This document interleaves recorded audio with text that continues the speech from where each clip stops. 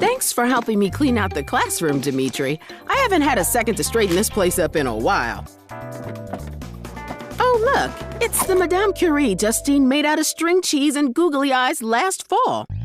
Yes, it's definitely time for some organizing. No problemo, Ms. Reyes. I just love helping you clean. Are you sure about that? Oh, yeah. Cleaning's my favorite. An atom and a cell. Dimitri, why did you put the atom and the cell into different boxes? Because everyone knows living things are made up of cells. Hence, the cell goes into the life science box. And non-living things are made out of atoms. Hence, the atom goes into the physical science box. Did you, by chance, just learn the word hence? As a matter of fact, I did. Hence, the reason I am using the word hence so frequently. Hold up! I see you're cleaning up the joint. Thanks for chucking that fuzzy piece of cheddar with the eyeballs. Well, that thing gave me the willies. I just hope you don't make this place too spick and span. Aw, I could never throw you away, Gummerson. Anyway, I heard Mr. Clean over there say that he thinks cells are only in living things and atoms are only in non-living things. Yep, I heard it. Where did that fascinating idea come from? I can tell you how that idea grew. I've got a few ideas on that topic, too. Yo, you can call me Bert. Yo, Bert. I'm Blossom. Yo, now that introductions have been made, can we get back to the issue at hand? Of course. It sounds to me like Dimitri is bouncing around a common misconception that living matter is made up of cells and not atoms, and non-living matter is made up of atoms and not cells. Exactly. So we need to get to the root of this issue. The separation of life sciences and physical sciences. In life science, students are told that cells are the smallest unit of life. But in physical science, those students are told that atoms are the smallest unit of matter. And even though both those statements are true, it doesn't help very much if students don't understand that living things are matter or have any idea of the relative scale of a cell or an atom. Seriously, Miss Reyes? You know I love and honor every speck of dirt from which life grows. But Bella, honey, this dust is a little out of control. Well, it's not like any of you ever RSVP to my classy cleaning party evites. You're right. I think those We'll went do in my better. spam folder. Now look at this model cell.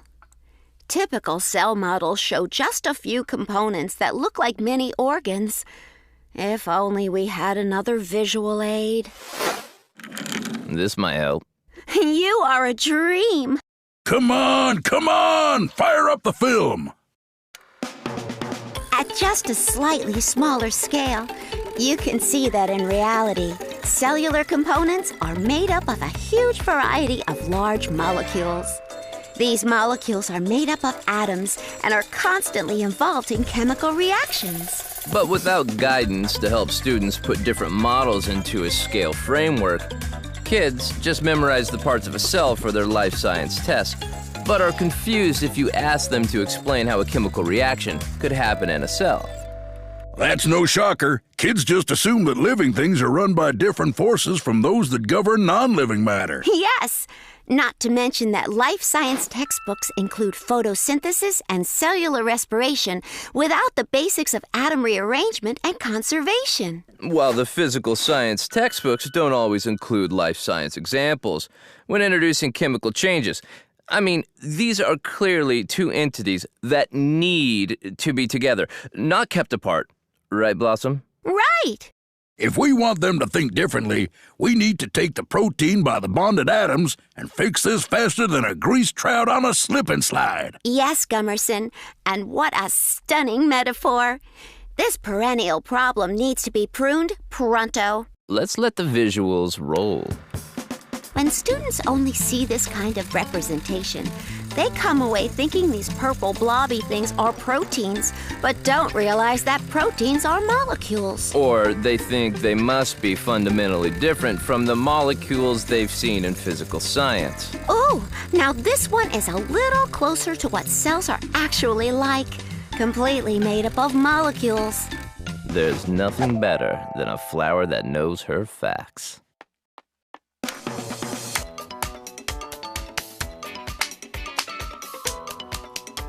They just met. When did they come up with this? I don't know, but I know I don't like it. Listen, we're all bubbling with joy that you two are new best flippin' friends, but unless you want to get all gummed up, I suggest that we get back to the point. Fair enough. Gotcha. And the point is, we have to refer to living things as matter made up of atoms and molecules, just like everything else. While you're at it, incorporate language and models of physical science when you're teaching these kids about life sciences. But you also have to use molecular models used in physical science to represent biomolecules like proteins. That way, they'll understand that living matter is made up of atoms and molecules and is governed by the same basic principles as chemical reactions. Hey, you know, you've got a little organic-inorganic thing going on, Gummy. Do not call me Gummy. Anyway, I think it's time I got back to cleaning. Back in the drawer, Albert. I wanted to unwind anyway. Got a mosey, pretty posy. Stay cool, you clever spool.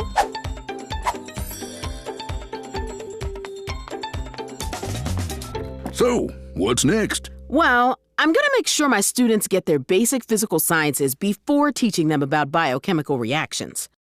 But right now, I think I need to have a quick chat with my cleaning buddy over there. All right, I'm out of here. Good riddance to bad dairy.